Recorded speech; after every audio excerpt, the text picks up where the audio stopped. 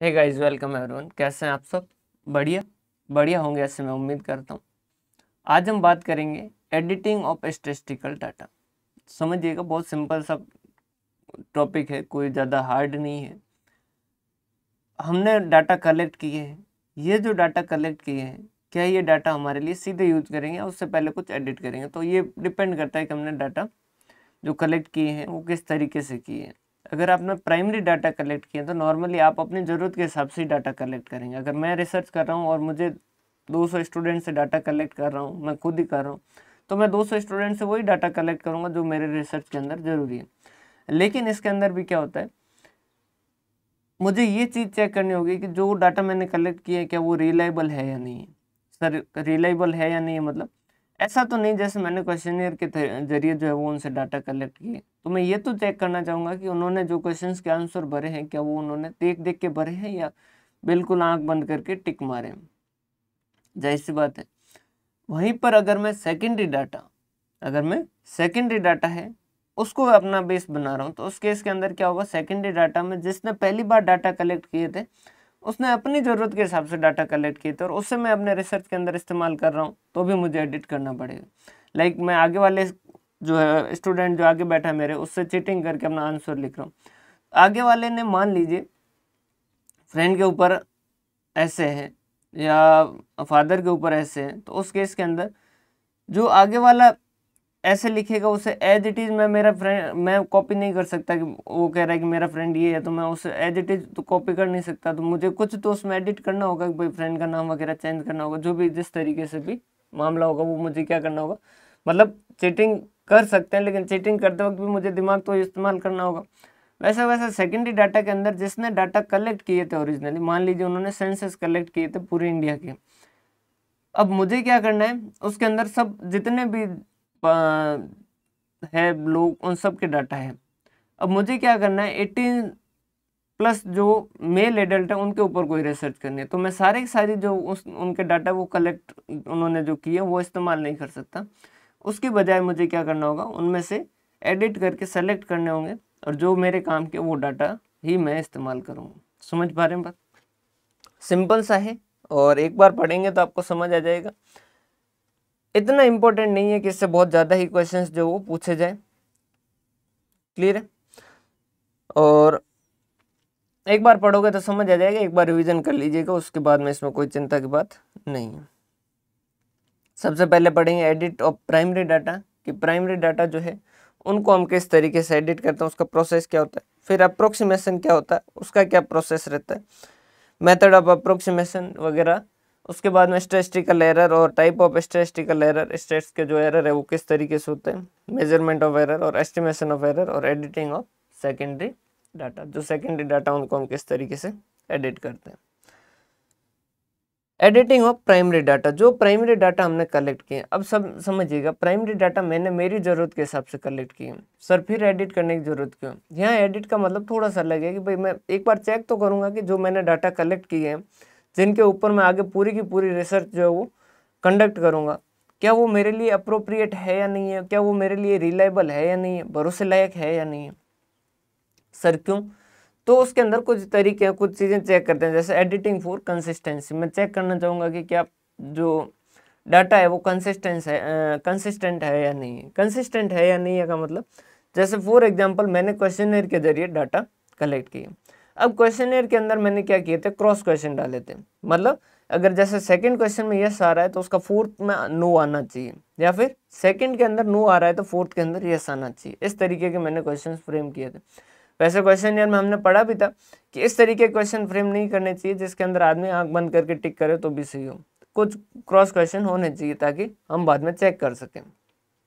तो सेकंड के अंदर हमने जो है वो इस तरीके का कोई क्वेश्चन जो वो जैसे पढ़ा हुआ है या अनपढ़, फिर उसके बाद में हमने यहाँ पर जो है वो ग्रेजुएशन और बिना ग्रेजुएशन का क्वेश्चन जो वो पूछा है कि ग्रेजुएशन की या नहीं की, तो अनपढ़ है उसका फोर्थ के अंदर सीधी सी बात है नहीं होना चाहिए कि वो ग्रेजुएशन और नॉन ग्रेजुएशन में से जो है वो नॉन ग्रेजुएशन पहले लिखा है तो उसी साइड में जाना चाहिए, और वहाँ पर अगर पढ़ा लिखा है तो ही वो ग्रेजुएशन साइड में जा सके। समझ पा रहे हैं बात?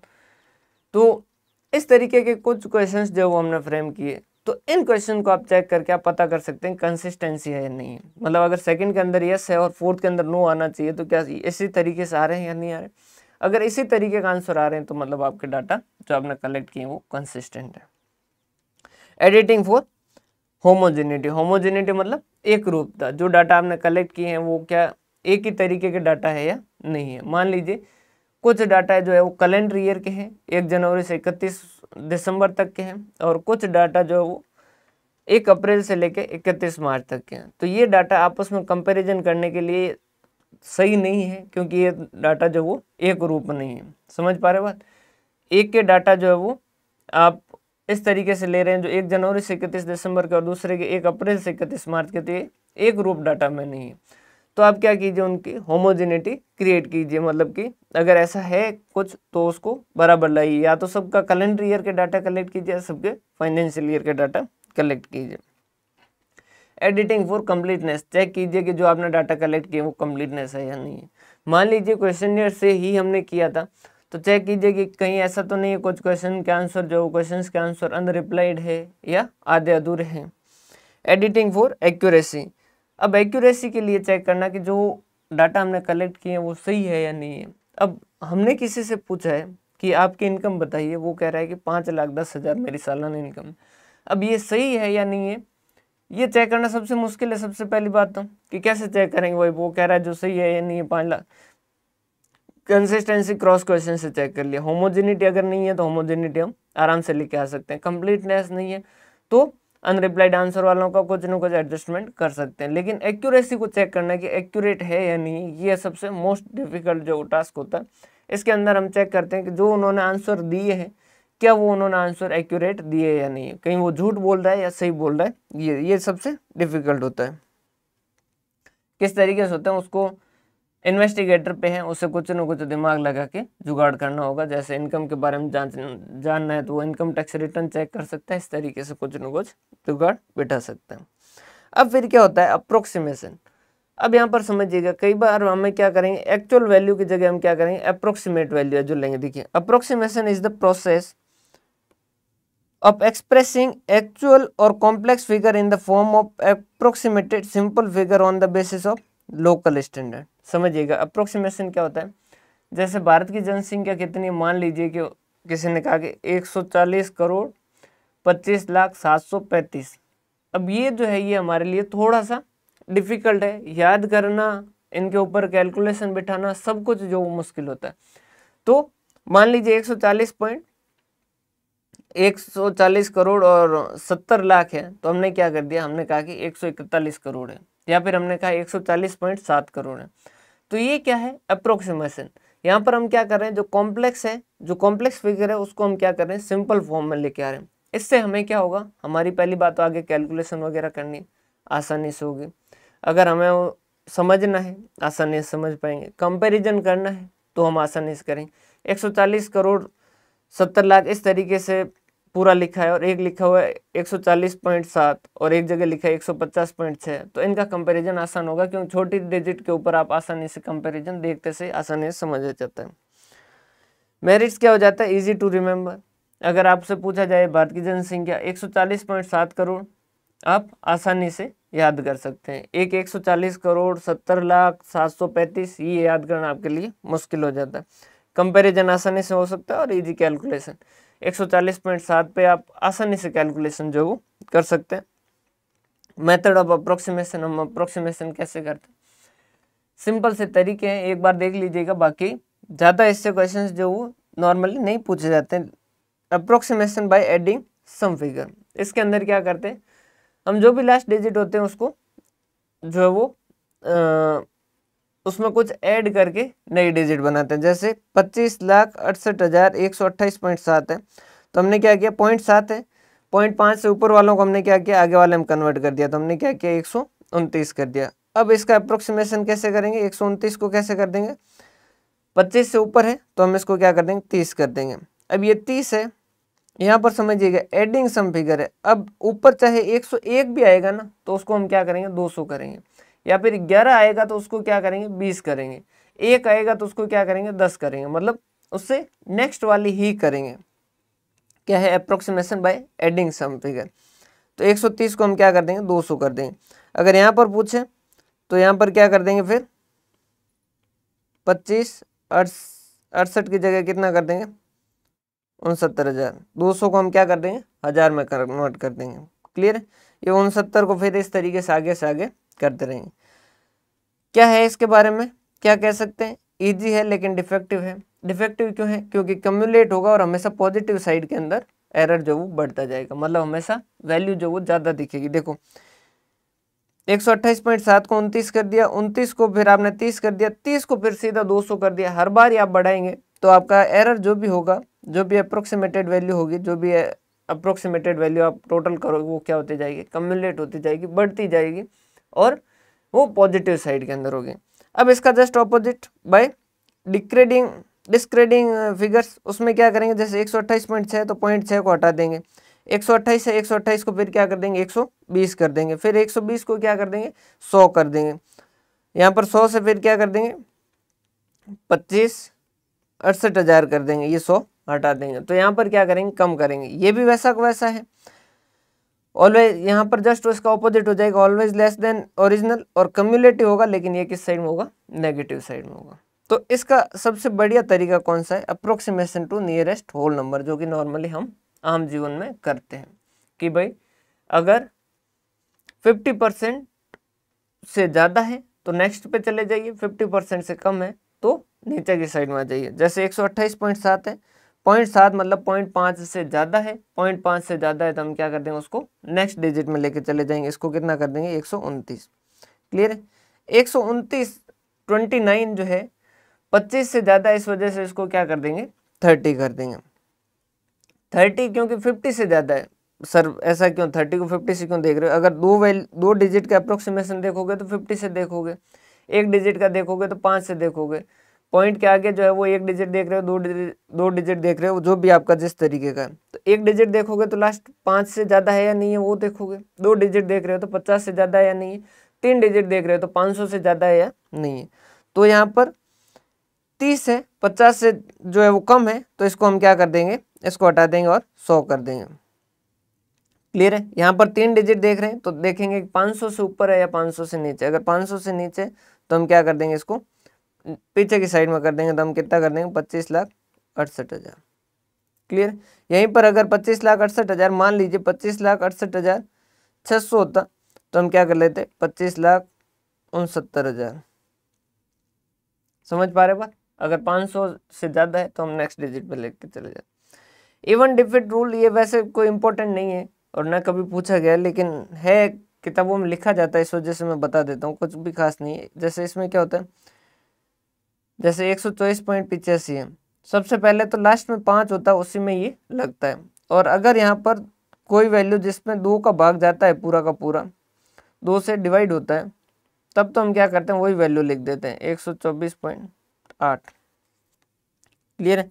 और अगर जैसे 124.35 है, लास्ट 5 होना चाहिए, और अगर उससे पहले वाली जो वो ऑड वैल्यू है, मतलब 2 से डिवाइड नहीं हो रही है, तो उस केस के अंदर हम क्या कर देंगे, उसको आगे वाली वैल्यू ले लेंगे, तो हम क्या कर देंगे 124.4 कर देंगे। क्लियर। बिल्कुल सिंपल सा है, लेकिन ये काम का नहीं है, लेस इंपॉर्टेंट, इसलिए मैंने यहीं पर लिखा है। तो अप्रोक्सीमेशन के 3 तरीके, एक तो ऐड करो, एक लेस करो और एक नियरेस्ट होल नंबर पे लेके आओ। ऐड वाले में क्या होंगे, हमेशा वैल्यू बढ़ती जाएगी, इसलिए कम्युलेट होके वैल्यू ज़्यादा होगी। अगर डिस्क्राइड करोगे तो कम्युलेट होगे नेगेटिव साइड में जाएगा और कम्युलेट होके हमेशा वैल्यू कम होगी। और नियरेस्ट होल नंबर पे लेके जाओगे तो ऊपर और नीचे की साइड में, दोनों साइड में। एक बार समझ लीजिए, उसके बाद में इस पर क्वेश्चन नहीं आते हैं, लेकिन एक बार समझ लोगे तो आपको हमेशा याद रहेगा, इसमें कोई खास दिक्कत नहीं हो। स्टैटिस्टिकल एरर समझिएगा, is the difference between the actual and estimated value. अब समझिए स्टैटिस्टिकल एरर क्या है, या यूं समझिए कि स्टेट्स का काम क्या है। क्या स्टेट्स एक्चुअल डाटा कैलकुलेट करता है क्या? नहीं, वो मैथ्स कैलकुलेट करता है। 2 + 2 4 बताएगा तो मैथ्स बताएगा। यहाँ पर स्टेट्स जैसे उसने स्टैंडर्ड डेविएशन कैलकुलेट किया है 8, इसका मतलब क्या है, जैसे उसका मीन जो है वो मान लीजिए 20 है, तो स्टैंडर्ड डेविएशन 8 कैलकुलेट किया, इसका मतलब क्या है 20 से प्लस साइड में 8 जा सकता है और माइनस साइड में 8 जा सकता है, मतलब 20 से 28 और इधर 8 मतलब कि 12 से 28 के बीच में होगा। हमने कहा कि खाओ मम्मी कसम इससे ऊपर नीचे नहीं होगा।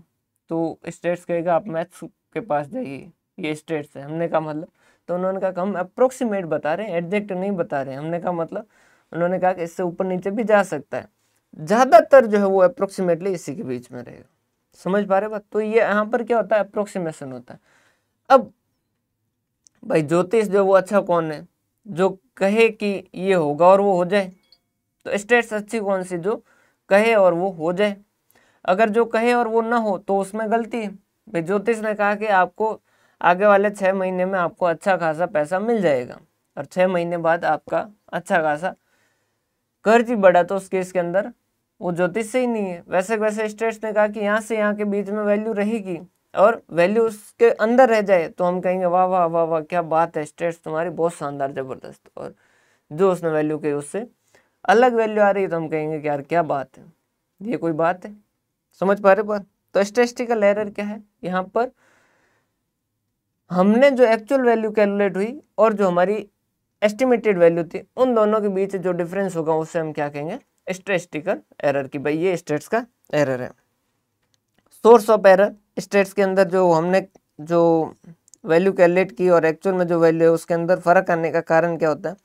तो जो अकाउंटिंग का स्टेट्स का प्रोसेस है, उस प्रोसेस में कहीं ना कहीं गलती की होगी। कहाँ गलती की होगी, एरर ऑफ ओरिजिन, या तो हमने डाटा गलत कलेक्ट कर लिए होंगे, या इन एडुकेसी, बहुत छोटा स्मॉल सैंपल साइज जो वो बहुत कम रख दिया। जैसे 2000 स्टूडेंट पे स्टडी करके उनकी एवरेज इनकम बतानी थी, हमने सिर्फ 10 स्टूडेंट पे पूछ के बता दी, तो वो गलत हो सकता है। या मैनिपुलेशन, अगर हमने जैसे इम्प्रॉपर एनालिसिस कर लिया है, गलत तरीके से अप्रोक्सीमेट कर लिया, गलत तरीके से कैलकुलेशन कर ली। या फिर इंटरप्रिटेशन, वो कह कुछ और रहा था, कैलकुलेशन वगैरह सब कुछ सही किया था, लेकिन हमने उसको गलत तरीके से समझ लिया। भाई अल्टीमेटली तो यही बात है ना कि भाई इंटरप्रिटेशन भी तो बहुत इंपॉर्टेंट होता है। एक तो जैसे मैं आपको डांट दूंगी, पढ़ नहीं रहे हो बेवकूफ़ हो तुम लोग, अगर इस तरीके से करोगे तो तुम्हारा जीवन खराब हो जाएगा, तुम्हें ये चीज़ें समझनी चाहिए। अब इसको इंटरप्रेट करने के दो तरीके, एक तो क्या कह दे, एक तो स्टूडेंट जो है वो कह दे कि आप कौन होते हो बताने वाले हमें कि हमारे जीवन किस तरीके से चलाना, किस तरीके से नहीं चलाना, ये हमारी इच्छा है कि हम किस तरीके से चलाएं वगैरह वगैरह सब कुछ।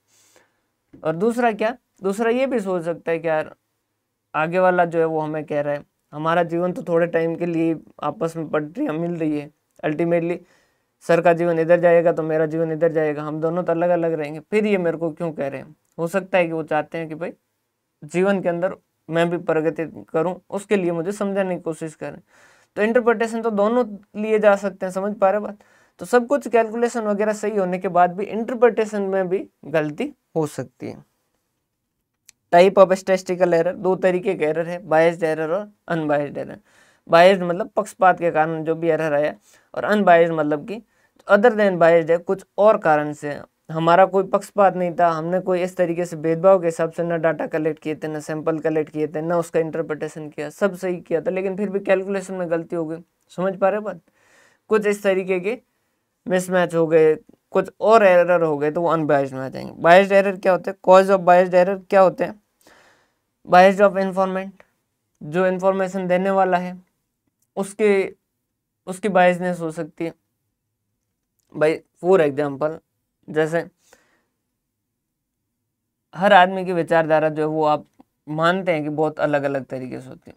जैसे कई बार हम क्या करते हैं, कोर्स जैसे कोई भी स्टूडेंट परचेज करता है तो उस केस के अंदर अलग अलग रिएक्शन आते हैं। कई बार क्या होता है, कई बार रिएक्शन ये आता है कि सर इतनी नॉमिनल फीस के अंदर आपने क्लासेस दे दी, नोट्स दे दिए, MCQ दे दिए, रिवीजन क्लासेस दे दी, बहुत बहुत धन्यवाद, हम ये करेंगे और अच्छे से करेंगे, मैं मेरा पूरा 100% कोशिश करूँगा, आप भी अपना 100% कोशिश कर रहे हैं तो मैं ये एग्ज़ाम क्लियर करूँगा।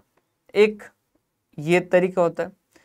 एक क्या कहेगा, दूसरा ये हो सकता है कि वो ये भी कह दें कि सर इतनी सारी क्लासेस दे दी, MCQ दे दिए, ये सब दे दिया, ये सब कुछ चीज़ें हैं, अब इतना मैं कब कवर करूँगा, कितना ऐसे कवर थोड़ी होगा, और ये सब तो मेरे साथ गलत हो गया, अब मैं जो है ये किस तरीके से करूँगा। तो हालांकि ऐसे आएंगे कम, आते कम है, 100 में से जैसे एक आध भी आएगा, लेकिन आ जाते हैं, ऐसा नहीं है कि नहीं आएंगे। तो वैसा वैसा इन्फॉर्मेंट जिससे अपन क्वेश्चन सेलेक्ट कर रहे हैं, जो क्वेश्चन कलेक्ट कर रहे हैं, जैसे आप कई बार देखते हैं ना कुछ लोग जो होते हैं वो बाय नेचर ही खड़ूस होते हैं और कुछ लोग बाय नेचर ही जिंदा दिल होते हैं। तो एक तो जो होता है वो कहता है कि जो भी भगवान ने दिया बहुत अच्छा दिया, अगर मुझे बढ़िया शरीर दिया, मुझे किसी तरीके से कोई शरीर में खराबी नहीं दी, तो मैं उसके लिए भगवान को बहुत बहुत धन्यवाद देता हूँ। मेरा दिमाग सही दिया उसके लिए मैं भगवान को बहुत बहुत धन्यवाद देता हूँ। जो भी चीज़ दी उसको, जैसे पेरेंट्स दिए उनके लिए धन्यवाद। एक तो ये इस तरीके का नेचर होता है। एक कहता है कि यार क्या दिया मुझे, कुछ भी तो नहीं दिया, सब कुछ खराब ही खराब दिया। तो वो अलग अलग विचारधारा होती है। वैसा अगर हम क्वेश्चन किससे कलेक्ट कर रहे हैं, तो जिससे कलेक्ट कर रहे हैं अगर वो बायस्ड है तो इन्फॉर्मेशन भी कैसे मिलेगी, बायस्ड मिलेगी। या फिर एनुमरेटर खुद बायस्ड हो सकता है तो भी बायस्ड एरर आ जाएगा। या फिर डिफेक्टिव मेजरमेंट, हमने मेजरमेंट ही गलत कर दिया, मीटर जो है वो 100 सेंटीमीटर का होता है, हमने 99 सेंटीमीटर का मान के कर लिया। या डिफेक्टिव सिलेक्शन ऑफ सैंपल, या डिफेक्टिव इंटरप्रिटेशन, हमने गलत इंटरप्रिटेशन कर दिया। अनबायस्ड एरर जो बायस्ड के अलावा arise due to any reason other than biasness, both directional और compensating error.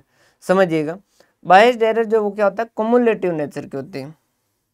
Cumulative error, cumulative क्यों? जैसे एक नेगेटिव प्रोस्पेक्टिव का बंदा होगा तो उससे एक क्वेश्चन पूछोगे तो वो नेगेटिव आंसर देगा, दूसरा पूछोगे और नेगेटिव देगा, तीसरा पूछोगे और नेगेटिव देगा, चौथा पूछोगे और नेगेटिव दोगे। अल्टीमेटली वो और ज़्यादा बहुत नेगेटिव अप्रोच बता देंगे। या फिर वो पॉजिटिव साइड गए तो पहले एक आंसर पूछोगे तो पॉजिटिव देगा, दूसरे का पॉजिटिव देगा, तीसरे का पॉजिटिव देगा, तो अल्टीमेटली क्या हो जाएगा, बहुत सारा पॉजिटिव हो जाएगा। तो ये क्या होता है, कम्युलेटिव नेचर। अगर इन्फॉर्मेंट एक विचारधारा का है तो वो उसी तरीके आंसर देगा और अल्टीमेटली एरर जो उसको क्या कर देगा, बढ़ा देगा। जबकि अनबायस्ड जो वो आपकी कैलकुलेशन या किसी में जो आप करना नहीं चाहते थे लेकिन हो गए इस तरीके के, तो कुछ प्लस में जाएगी तो कुछ माइनस में जाएगी, अल्टीमेटली वो क्या करेंगे, आपस में कंपनसेट करेंगे। मेजरमेंट ऑफ एरर देखिएगा, एब्सोल्यूट और रिलेटिव हमेशा के लिए समझ लीजिएगा। एब्सोल्यूट जो होता है वो क्या होता है, एक्चुअल वैल्यू होती है। ये क्या होती है,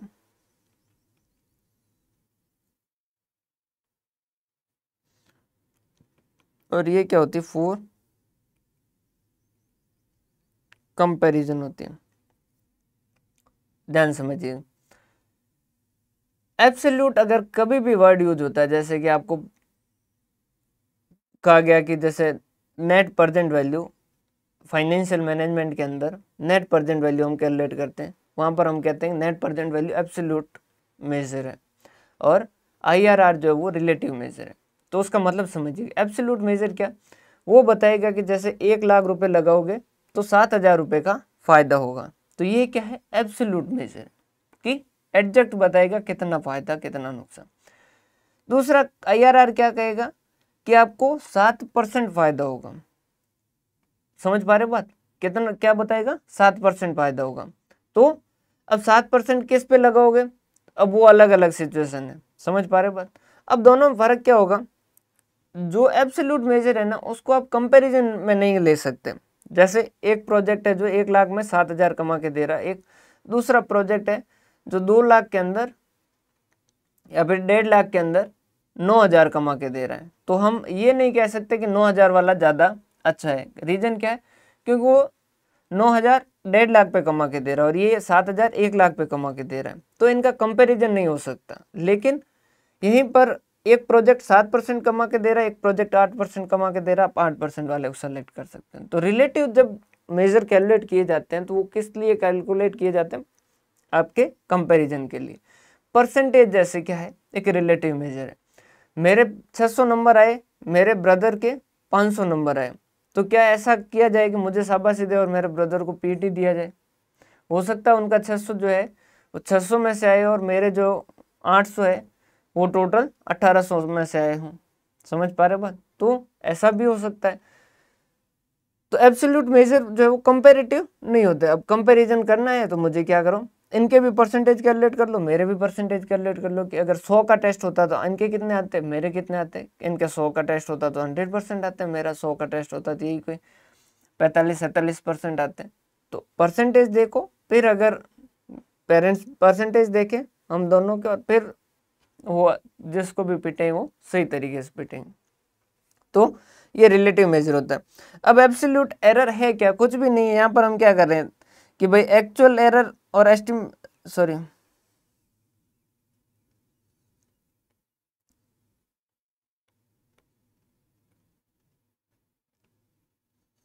जैसे हमने कहा था कि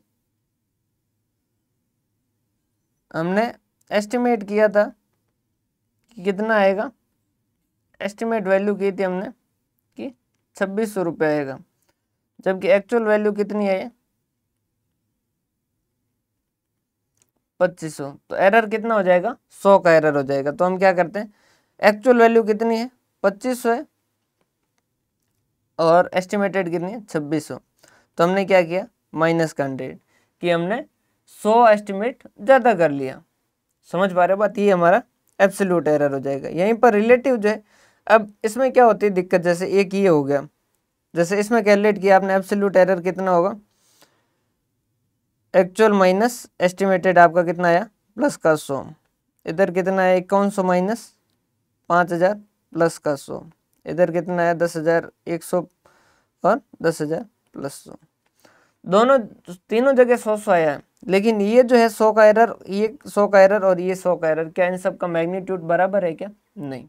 समझिएगा, एक तो आपने 10 रुपये में से 1 रुपया खो दिया, एक 100 रुपये में से 1 रुपया खो दिया, एक 1000 में से 1 रुपया खो दिया, और क्या एक 1 लाख रुपए में से 1 रुपया खो दिया, क्या सबकी इंपॉर्टेंस बराबर होगी क्या, नहीं। जिसके पास 10 रुपये और उसमें से 1 रुपया खो दिया तो वो अच्छा खासा रोएगा, जिसके पास 100 रुपये थे और उसमें से 1 रुपया खो दिया तो वो थोड़ा कम रोएगा, 1000 रुपये थे और उसमें से 1 रुपया खोएगा तो वो और कम रोएगा, जिसके पास 1 लाख थे और उसमें से 1 रुपया खो दिया तो हो सकता है वो ध्यान भी ना दे।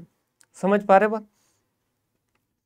तो यहाँ पर हम क्या करते हैं, हम कहते हैं कि ये 100 का एरर जो है वो हुआ, एरर कितने का हुआ 100 का हुआ, लेकिन ये 100 का एरर हुआ कितने पे 2500 पे, ये 100 का एरर कितने पे हुआ 5000 पे, और ये 100 का एरर कितने पे हुआ 10,000 पे। तो ये कितना हो गया 100 divided by 2500 0.04, 100 divided by 5000 0.02, 100 divided by 10,000 0.01। तो आप कहोगे कि यहाँ पर एरर ज़्यादा था, यहाँ एरर ज़्यादा था, यहाँ एरर इससे कम था और यहाँ एरर बिल्कुल कम था। समझ पा रहे बात। तो यहाँ पर आप इस वजह से रिलेटिव एरर करते हो। परसेंटेज एरर कुछ भी नहीं है, रिलेटिव एरर को 100 से मल्टीप्लाई कर दो, परसेंटेज एरर आ जाएगा। पॉजिटिव एरर क्या होगा, अगर आपकी एक्चुअल वैल्यू, समझिएगा यहाँ पर, जैसे यहाँ पर क्या है, एक्चुअल जो है वो कितना है 2600 और एस्टिमेटेड कितना है 2500, तो आपका एरर कैसा आया प्लस में आया, तो ये क्या है पॉजिटिव। तो जब आपका एक्चुअल वैल्यू ज़्यादा हो एस्टिमेटेड से तो एरर कैसा होगा पॉजिटिव एरर, और जब आपके एक्चुअल वैल्यू जो वो कम हो, जैसे यहीं पर एक्चुअल वैल्यू मान लीजिए आपकी 4900 थी और एस्टिमेटेड वैल्यू आपकी 5000 थी, तो आप क्या फॉर्मूला लगाते ए माइनस ई, एक्चुअल वैल्यू 4900 माइनस 5000 विच कम -100, तो ये नेगेटिव एरर हो जाता है। पॉसिबल एरर क्या होता है, पॉसिबल एरर मतलब कि कितना एरर हो सकता है, जैसे कि हमने जो है वो एक्चुअल वैल्यू जैसे मान लीजिए आप क्या रही है 5000, अब हमने कहा कि प्लस माइनस 100 हो सकता है,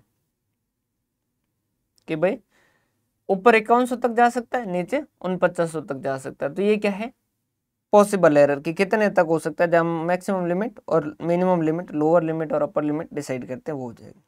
एस्टिमेशन ऑफ एरर एक बार फॉर्मूले देख लीजिएगा, बाकी बहुत रेयर केस में पूछे जाते हैं, एक बार आप लिख दीजिएगा देख लीजिएगा, बाकी बहुत ना के बराबर पूछे जाते हैं, ये आप मान के चलिए। अभी तक मैंने कोई ऐसा पेपर नहीं देखा जिसमें पूछा गया, लेकिन एक बार देख लीजिएगा, ये कुछ लोगों ने फॉर्मूले दिए थे किस तरीके से होता है। यहाँ पर एन का मतलब है number of item. Editing of secondary data एक बार ही देखिएगा, बाकी बहुत रेयरेस्ट पूछा जाता है। अब है लिखे हैं और स्टेट्स में किसी ने फॉर्मूले बनाए हैं, अब डॉक्टर बाउले और ने बनाए हैं, तो वो आपको एक बार देख लेने चाहिए, बाकी इतना याद करने की इनको जरूरत है नहीं, क्योंकि याद करने के लिए बहुत फॉर्मूले अभी आने बाकी है। क्लियर। सेकेंडरी डाटा को एडिट करोगे तो कैसे करोगे, सेकेंडरी डाटा को एडिट करते वक्त आपको क्या करना होगा, सबसे पहले चेक करिए कि सेकेंडरी डाटा के सोर्स क्या है, मतलब कि उन्होंने एक्चुअल में डाटा कलेक्ट कहाँ से किए। भाई मुझे क्या करना है, मान लीजिए किसी और के डाटा जो है वो किसी न्यूज़पेपर ने जो डाटा कलेक्ट किए मैं उसे इस्तेमाल करना चाहता हूँ। क्लियर। तो सबसे पहले मुझे क्या करना होगा, सोर्स देखना होगा कि जो अखबार है वो कैसा है, ऑथेंटिक है या नहीं है, किस तरीके से उसने डाटा कलेक्ट किए थे, पीरियड ऑफ कलेक्शन, उसने डाटा कब कलेक्ट किए थे। एक बार ऐसा हुआ था कि जो संदीप सर के बीकॉम का एग्ज़ाम था, तो कोई सब्जेक्ट था शायद ऐसा ही कुछ जो अलग सा ही था, तो उसके लिए उन्होंने कहा कि यार बुक लेके आ जाते हैं एग्ज़ाम से एक दिन पहले, जो कि बीकॉम में नॉर्मली हर कोई लेके आता है। तो एक दिन पहले वो बुक लेने गए, वहाँ से लेके आ गए। फिर पता चला एग्ज़ाम जो है वो देने गए, तब सॉरी एग्ज़ाम क्या, बुक लेके आके जब पढ़ने लगे तब पता चला कि वो जो बुक है वो 1981 का एडिशन है। तो क्या वो बुक अभी काम की, और वो भी टैक्स सब्जेक्ट की थी शायद। तो 1981 का टैक्स का सिस्टम जो है वो 2018 के एग्जाम के लिए क्या रिलेवेंट है क्या? नहीं। तो पीरियड ऑफ कलेक्शन, जब जो ओरिजिनल जिन्होंने डाटा कलेक्ट किए हैं उन्होंने डाटा कब कलेक्ट किए हैं, nature, object and scope of original inquiry, उन्होंने किस वजह से, किस कारण से, उनका पर्पज क्या था जब वो इंक्वायरी कर रहे थे या डाटा कलेक्ट कर रहे थे। पीरियड ऑफ इन्वेस्टिगेशन, कितने टाइम तक पीरियड ऑफ इन्वेस्टिगेशन, कहीं ऐसा भाई जैसे 2000 स्टूडेंट पे स्टडी करनी थी, उन्होंने स्टडी शुरू की कि दूसरे दिन रिपोर्ट सबमिट करनी थी, उस दिन रात को 1 बजे उन्होंने शुरू किया इन्वेस्टिगेशन और 1:30 बजे तक उन्होंने इन्वेस्टिगेशन कंप्लीट कर दिया। कहीं ऐसा तो नहीं? समझ पा रहे हो कितना टाइम उन्होंने इन्वेस्टिगेशन में लगाया। Ability and honesty of investigator and एनुमरेटर, जो इन्वेस्टिगेटर है वो कितना स्किलफुल है, क्या वो करने लायक है या नहीं, क्या वो समझदार है या नहीं, क्या वो ऑनेस्ट है या नहीं है, ये चीज़ें चेक कर लीजिए। Purpose level of accuracy and verifying, आपको कितनी एक्यूरेसी चाहिए, क्या वो एक्यूरेसी जो वो आपको मिलेगी या नहीं मिलेगी, उसको वेरीफाई कीजिए। यूनिट ऑफ मेजरमेंट, किस तरीके से मेजर किया। Comparing the data, comparing and data collection किस तरीके से हुआ है, वो सारी चीज़ें चेक कर लीजिए। तो ये आपका ओवरऑल था। ये फॉर्मूले एक बार देख लीजिएगा, बाकी फॉर्मूले अभी तक पूछे नहीं गए हैं कहीं पे भी। ये सारा आपका जो था वो एडिट ऑफ स्टैटिस्टिकल एरर। आपको किस तरीके का लग रहा है कंटेंट, वो ज़रूर बताएं। 1-2 स्टूडेंट ही कमेंट करते हैं, ऐसा ना करें भाई, आपके लिए इतनी मेहनत कर रहे हैं तो इतना तो बनता है कि आप हमें वापस फीडबैक ज़रूर दें कि सर इसके अंदर ये चीज़ है या फिर ये चीज़ और इम्प्रूव की जा सकती है, तो वो भी बताएं ताकि हम उसको भी करेंगे। समझ पा रहे बात? नहीं तो लर्निंग एक साइड में हो रही है, आप सीख रहे हैं, मैं क्या सीख रहा हूँ, मैं कुछ नहीं सीख पा रहा हूँ। तो आप जो फीडबैक देंगे तो उससे हो सकता है मैं भी कुछ सीखूँ, हो सकता है मुझे भी कुछ फ़ायदा मिले। क्लियर? और फीडबैक अल्टीमेटली मुझे मोटिवेट तो करेगा ही। तो बहुत बहुत धन्यवाद। हंसते रहें, मुस्कुराते रहें, पढ़ते रहें।